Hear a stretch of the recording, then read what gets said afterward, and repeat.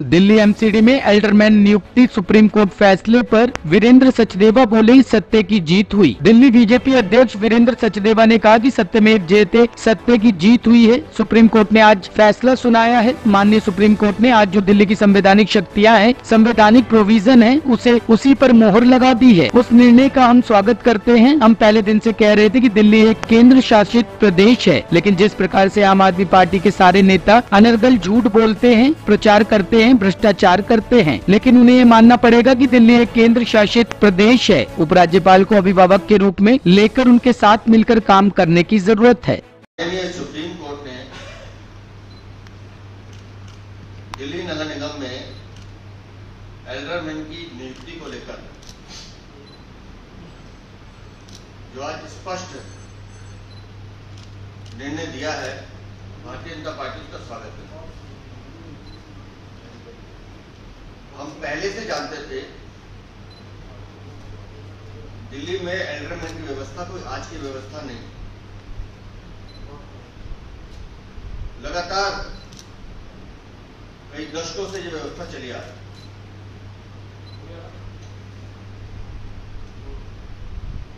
और माननीय उपराज्यपाल की जो संवैधानिक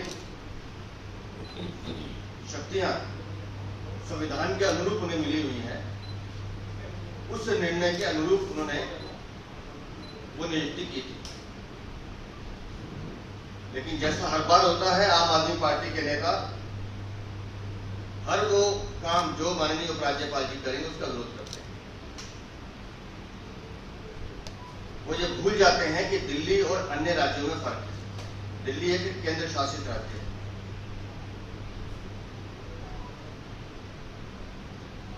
और लगातार जिस तरह का वातावरण आम आदमी पार्टी के नेता बना रहे थे, बार बार जिस तरह से अभद्र टिप्पणी कर रहे थे, आज माननीय सुप्रीम कोर्ट ने उस पूरी फिल्म का पटाक्षेप कर दिया है। लेकिन मुझे हैरानी उस निर्णय के बाद आम आदमी पार्टी के सांसद संजय सिंह के बयान से हुई। संजय सिंह जो राज्यसभा के सांसद हैं, वो इन सब पेचीदगियों को समझते हैं। उसके बावजूद उन्होंने जिस तरह से आज माननीय सुप्रीम कोर्ट के निर्णय पर जो टिप्पणी दी है, हम उसका पुरजोर तरीके से विरोध करते हैं। वो टिप्पणी दिखाती है कि नक्सलाइट जो उनकी आइडियोलॉजी है आम आदमी पार्टी की, वो उनके भीतर किस तरह तक घुस चुकी है। नक्सलवादी विचारधारा के लोग वो टिप्पणी करते हैं जो आज संजय सिंह ने की है।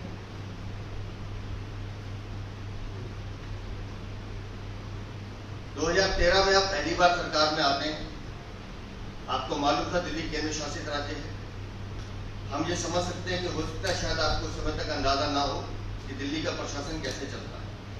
लेकिन 2015, उसके बाद 2020, इतने सालों में भी अगर आप नहीं समझ रहे दिल्ली में प्रशासन कैसे चलेगा, तो फिर मुझे आपकी नासमझी पे तरस आता है। हर वो अच्छा काम जो दिल्ली में हो रहा है उसका श्रेय लेने की कोशिश आम आदमी पार्टी करे, लेकिन हर वो काम जिससे दिल्ली की जनता का नुकसान हो रहा है, दिल्ली के लोगों की जाने जा रही है, उसके लिए दोषी ठहराने के लिए वो पत्थर मारते हैं। इनको मालूम है कौन सा क्षेत्र किस अधिकार में किसके पास आता है, लेकिन जानबूझकर राजनीतिक वातावरण को दूषित करना, जानबूझकर अनर्गल प्रचार करना, जानबूझकर लगातार झूठ बोलना, ये संजय सिंह हो, सौरभ भारद्वाज हो, आतिशी मान लेना हो या आम आदमी पार्टी के और जो प्रवक्ता है, उन सबके व्यवहार में दिखाई देता है। लेकिन आज के इस निर्णय से ये स्पष्ट होता है कि दिल्ली में माननीय उपराज्यपाल द्वारा जो निर्णय लिए जाते हैं वो दिल्ली की जनता के हित में और संवैधानिक व्यवस्था के अनुरूप होते हैं। और मैं चाहूंगा कि आम आदमी पार्टी के बाकी मंत्री भी अब समझें। जिस तरह से ट्रांसफर पोस्टिंग को लेकर लगातार सौरभ भारद्वाज बोल रहे हैं, मैं आज फिर एक टिप्पणी करके बात समाप्त करता हूं कि एक कमेटी बनी हुई है जिसके 3 सदस्य हैं और उस कमेटी के मुखिया हैं अरविंद केजरीवाल। वो कमेटी निर्णय करती है कि कौन सा अफसर कहां जाएगा। अरविंद केजरीवाल जमानत पर जब बाहर आते हैं तो उस कमेटी की मीटिंग बुलाने की चेष्टा नहीं करते, लेकिन जब दागी अफसरों की बात आती है तो सौरभ भारद्वाज पल्ला झाड़ लेते हैं। ये विषय सिर्फ मैंने इसलिए छुआ है कि आज के निर्णय के बाद उनको भी ये समझ में आना चाहिए कि संवैधानिक व्यवस्थाओं को समझें। और एक बार पुनः मैं माननीय सुप्रीम कोर्ट का आभार प्रकट करता हूं कि जो संशय के बादल इस पर्टिकुलर विषय को लेकर डले हुए थे वह समाप्त हुए और संवैधानिक व्यवस्था जो दिल्ली में है वो उनके उस निर्णय के बाद और मजबूत हुई। बहुत बहुत धन्यवाद। टॉप स्टोरी ब्यूरो के लिए दिल्ली से हेमंत कुमार की रिपोर्ट।